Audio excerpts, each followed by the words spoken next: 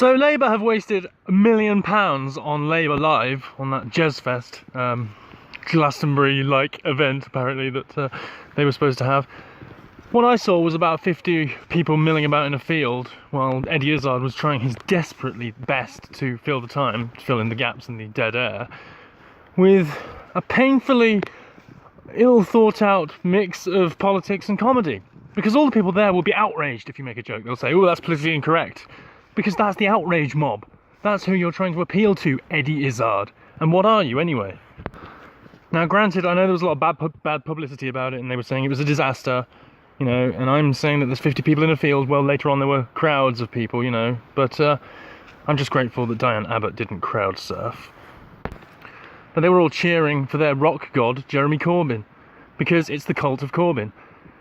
And the problem with the cult of Corbyn and him listening to them and actually reading what they have to hold up in front of him, they were holding up this big sign saying, you know, change your mind on Brexit, Jeremy. Like, you know, don't support Brexit. Like they're his friends, and you know, they're having to appeal to him because they're idiots and they're brainwashed, and he's basically, you know, he hasn't actually supported their ideas about destroying Brexit. If anything, he's done the opposite. You know, throughout his history, he has consistently voted against European Union legislation.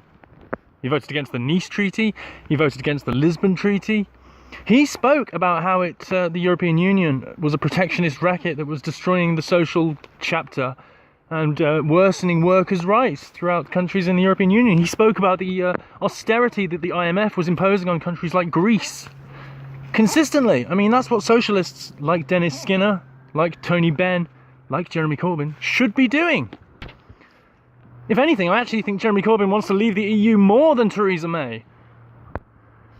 But it doesn't matter what Jeremy Corbyn wants, because he's held back by his party. And in a way, they're held back by the manifestos, they're held back by the regressive members in the party. The racists, the race baiters, the people that claim everything is sexist. The people that say don't talk about Islamic grooming gangs because it's racist. You know, that woman, what's her name? Shaz something. Labour used to be able to hook people on because they were the party that was attached to NHS, but now Theresa May has pledged a Brexit dividend, which is money we haven't actually got yet. So we've pledged already money that we haven't got yet, which isn't at all a dodgy thing to do, and 2 billion, or however much it is, to the NHS. And the problem wasn't the amount of money they were getting, the problem was the mismanagement. On the top level, it was clearly just mismanagement, and no one was actually communicating with each department.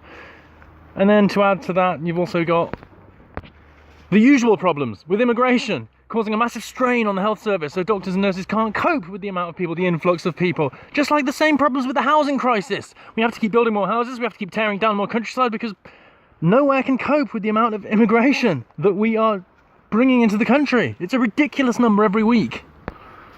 So now the Tory party are the ones attached to the NHS and saving the NHS. And the reforms of Jeremy Hunt and so on, but the money pledged by Theresa May, by the Tory party, they're the ones now attached to the NHS and to Brexit, so they've all been conflated. So what's Labour got left? Because their policies on immigration, on Islamisation, etc. are exactly the same. And so far we've had a weak Prime Minister capitulate to a Soros-funded cabal, which includes Tony Blair. All the usual suspects trying to reverse Brexit. You know those people that were at Jazz Fest holding up that sign saying, don't support Brexit?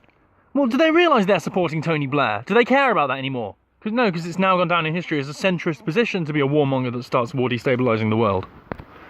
And it always comes down to this argument, you know, people always say not all Muslims are peaceful, especially when you're talking about a terrorist attack or whatever. You know, you're not talking about that. And people will counter with the arguments, we started the wars, it was Tony Blair that bombed these countries. Yes, it was. But now we're into self-preservation mode. We can't deal with Tony Blair. We've tried to indict him. And we just can't. He's just too rich. He's just too corrupt. He's like Hillary, or Obama, or Podesta, or any number of the people in the elite. And so when that fails, now we have to switch to plan B, which is preserving what we have left. Trying to salvage this society and the safety of our children. They're not antithetical positions to each other. I don't dispute that Tony Blair was at fault. I don't dispute that the West has behaved awfully with its corporations and its abuse of people, human rights and so on, citizens all across the world. You know, and I don't like that. I don't support that. And the counter to that is that everyone's now, you know, swearing revenge on the West. They want to blow us up. They use the refugee crisis, etc., as an excuse to come over and actually do blow us up. And when that happens, and it's physically known to have happened, you have to reach a point where you say, well, enough is enough. Like I've said before, if you've got lots of people in your house, if you've got a few people in your house, that's wonderful. If you've got lots and lots of people in your house and it's crowded and you can't walk around in it, then they're all just scum. It doesn't matter how wonderful they all are. There's too many of them. It's not personal.